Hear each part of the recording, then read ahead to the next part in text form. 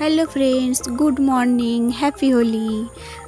আজকে সকাল 6টার সময় আমরা মা মেয়ে দেখো রেডি হয়ে যাচ্ছি এক জায়গায়। বসন্ত উৎসব আছে, তো আমার মেয়ে যোগা শেখে, তো সেখানে আমরা যাচ্ছি।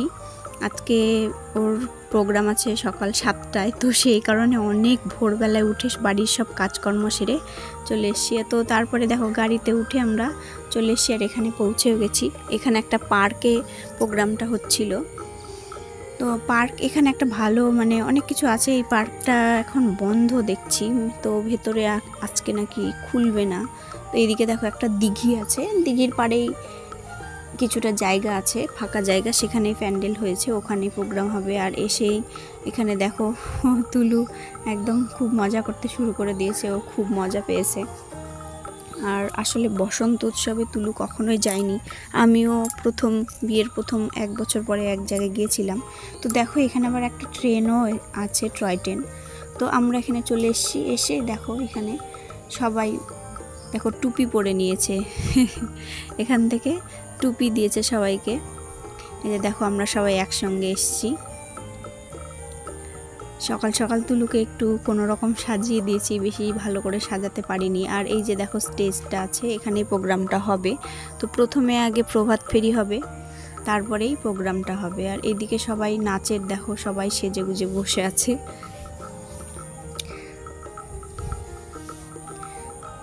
তো প্রভাত ফেরির জন্য বারবার লাইন দাঁড়াতে বলছে, কেউই যাচ্ছে না। তো আমরা আগেই চলে এসেছি। এবার এসে দেখো লাইনটা এখনও ঠিকমতো হয়নি, তবে লাইন করে প্রভাত ফেরি হবে। এই যে দেখো প্রভাত ফেরি শুরু হয়ে গেছে। আর বেশি দূরে না, যেহেতু ছোট ছোট বাচ্চারা আছে, তো অত তো হাঁটতে পারবে না। আর রৌদ্রও উঠে গেছে, তো বেশ সকালবেলা এসেই বেশ মজা লাগলো। বসন্ত উৎসবটা এইবারই দেখছি বেশি ভালো হচ্ছে। আগে কিন্তু এত বসন্ত উৎসব হতো না, তো এখন দেখছি বেশ ভালোই বসন্ত উৎসবটা হয়। তা আমিও দেখো এরকম লাইনে দাঁড়িয়ে গেছি, বাচ্চাদের একটা লাইন আর মাদেরও কিন্তু একটা লাইন। তো প্রভাত ফেরি করে এসে আমরা চলে এসে আর এখানে প্রোগ্রাম দেখো শুরু হয়ে গেছে। প্রথমে একটা গান হলো, তারপর একটা নাচ হবে, তারপরে আমার মেয়েদের যোগাটা হবে। পোস্টার দেখে বুঝতে পেরে গেছো যে এখানে গঙ্গারামপুরে পৌর বসন্ত উৎসব। এখানে প্রথমবার এলাম, এসে আমার বেশ ভালোই লাগলো। তো তারপরে আমার মেয়েদের আবার গণেশ ঠাকুরের ওপর হলো যোগাটা। আর যোগা হয়েই সঙ্গে সঙ্গে সকালে তো না খেয়ে এসেছিল, সেই জন্য এখানে টিফিন দিয়েছে, টিফিন খেতে বসে গেছে। দেখো লুচি, একটা সবজি আর বুন্দিয়া। আমি এখানে শুধু বাচ্চাদের না, মাদেরকেও দিচ্ছে, এটা বেশ ভালো লাগলো। তো মা মেয়ে দুজনেই, আমরা শুধু না, সবাই মিলে একসঙ্গেই খেলাম। খেয়ে তারপরে কিন্তু দেখো আমরা আবির খেলায় মেতে উঠেছি সবাই মিলে একে অপরকে আবির লাগাচ্ছিলাম, বেশ ভীষণ মজা লাগছিল। বাচ্চারাও কিন্তু ওদের মতো করে খেলছিল, এত ভিড়ের মধ্যে খুঁজে পাওয়া যাচ্ছিল না ওদেরকে। যাই হোক, তবে এক জায়গায় দেখলাম ওরাও খেলছে, তো তারপরে আমরাও এখানে খেলতে শুরু করে দিলাম। বসন্ত উৎসব এসেছি, আর আবির খেলবো না তা তো হয় না, তাই না? খেলার পরে আবার এখানে দেখো আবার নাচ হচ্ছিল, একটু বসে নাচও দেখলাম আমরা। তারপরে ওইদিকে আবার আইসক্রিমের দোকান বসেছিল, বাচ্চাদেরকে একটু আইসক্রিম খাওয়ালাম। খেয়ে তারপরে দেখো চলে এসেছি এখানে ট্রেনে।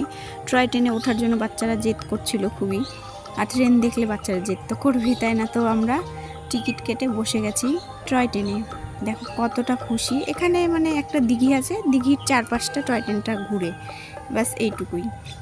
তো অনেকটাই এরিয়া, দিঘিটা বিশাল বড়, তো অনেকটাই এরিয়া জুড়ে ঘোরা হচ্ছিল। নিজে দেখো বাচ্চারা খুব খুশি। আমরা আসলে উঠতে চাইছিলাম না, কিন্তু ওদের জন্যই আবার উঠতে হলো, বাড়ি যেতে চাইছিলাম। তো টয় ট্রেনটা যেহেতু দিঘির চারপাশেই, আর দিঘির পাশেই অনুষ্ঠানটাও হচ্ছিল, ট্রেনে বসে বসেই কিন্তু এই যে দেখো সব দেখা যাচ্ছে, এই যে এত লোকজন হয়েছে। আর ট্রেনে বসে বসেই আমরা একটু দেখছিলাম আর একটু ফটো তুলছিলাম, তারপরে কিছু ভিডিও করে নিয়েছি ট্রেনে বসে বসে। এখানে একটা পাশে আর একটা পার্কও ছিল, সেই পার্কে বাচ্চাদেরকে নিয়ে গেলে আরও খুশি হতো, বাট আজকে পার্কটা খোলেনি, আজকে নাকি খুলবে না। তো এখন অনেকটা দুপুরও হয়ে গেছে, 12টা বেজে গেছে, সেই কারণে বাড়িতে যেতে হবে। তো আমরা আজকে ভীষণ ভীষণ ভীষণ মজা করলাম। তোমাদের ব্লগটা কেমন লাগলো কমেন্ট করে অবশ্যই জানাবে। সবাই খুব ভালো থেকো, আর ভালো লাগলে একটা লাইক করে দিও। Bye bye.